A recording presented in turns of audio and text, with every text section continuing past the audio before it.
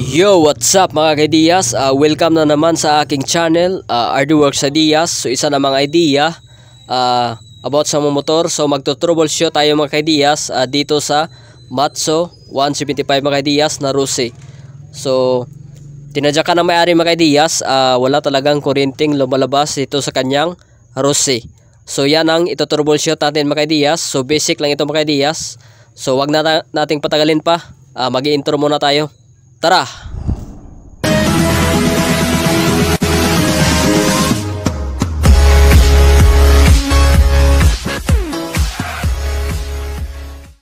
Mga kaidiyas, kung bago ka pa lang sa aking channel, huwag kalimutang mag-subscribe, like, at i-hit ang notification bell para lagi kang update sa mga bago kong videos. Ayan mga kaidiyas, umpisahan na natin. So tanggalin muna natin yung kanyang upuan at ang kanyang tangke. Ayan mga kaidiyas, tingnan natin yung battery niya. At dito pala sa kanyang CDI mga kaidiyas, DC drive sa mga kaidiyas, battery drive. So i-check natin mga kaidiyas sa kanyang battery kung meron pa ba, kung dead na ba siya o good pa. Ayan mga kaidiyas, dead ang kanyang battery mga kaidiyas. So merong ilaw mga kaidiyas pero maliit lang. So ito yung number 1 na dahilan mga kaidiyas kung bakit walang kuryenteng lumalabas dito sa kanyang motor. Yun nga mga kaidiyas, dito sa ating Rusi battery drive po ito. So naka DC drive ang kanyang CDI. Pero dapat under ito kaidiyas, kahit may nanakadyang battery. So i-check natin mga kaidiyas, dito sa kanyang CDI. Dapat pag unang susi, merong supply itong black wire natin. So sa ACC wire, dapat mga kaidiyas, meron siyang ilaw. So sa kadahilanan mga kaidiyas, dead kasi ang kanyang battery.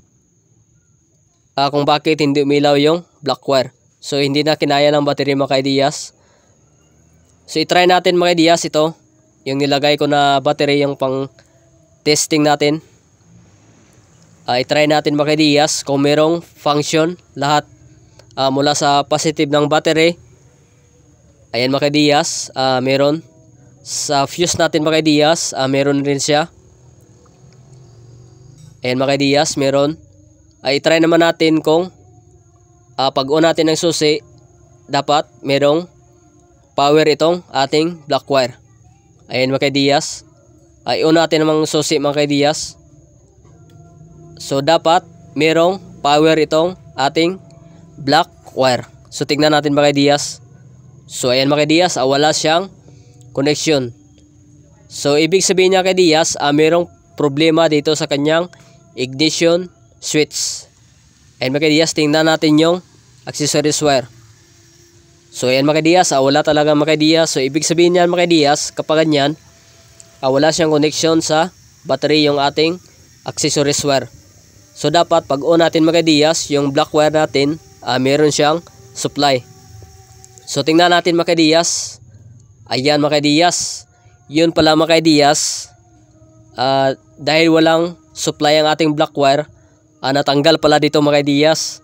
So ito pala ang dahilan kung bakit hindi umandar ang kanyang motor mga kaidiyas. Natanggal pala mga kaidiyas yung susian niya mga kaidiyas.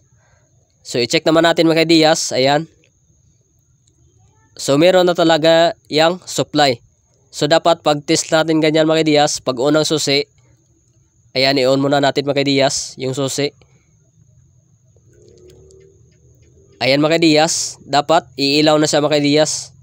So dapat ganyan mga kaidiyas. So yun lang pala ang dahilan mga kaidiyas kung bakit hindi umandar ang kanyang motor. So i-check natin yung sa accessories wire. Ayan mga kaidiyas, good na siya. Yun lang pala ang dahilan mga kaidiyas sa kanyang motor bakit hindi umandar. Kasi natanggal yung sakit ng susian niya. So kung bakit walang connection ang black wire. So ayan mga kaidiyas, okay na.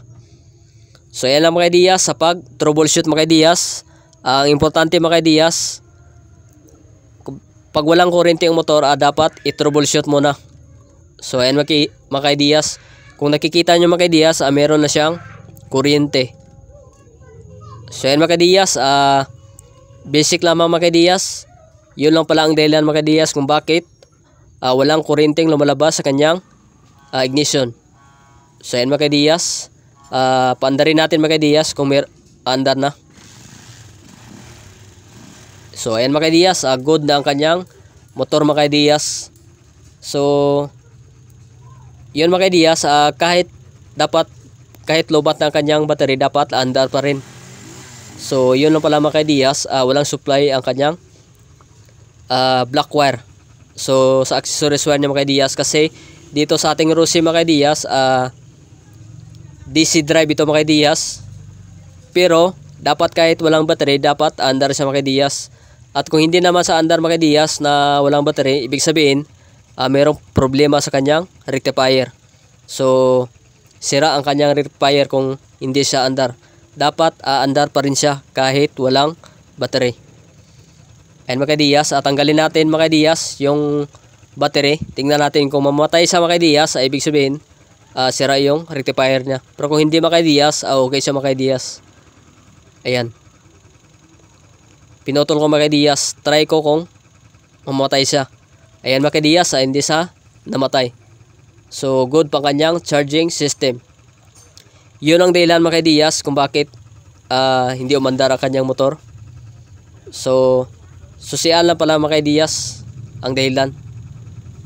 So yan lang mga ka-Diaz, basic wiring lamang kung paano mag-troubleshoot sa motor na walang kuryente. Dapat mag-troubleshoot muna bago magsabi na ganito ang sira sa isang motor. So yan lang mga ka-Diaz, kung hindi ka pa na mag-subscribe sa channel, mag-subscribe pa na at i-hit mo yung notification bell para laging update sa mga bagong videos. Bye bye!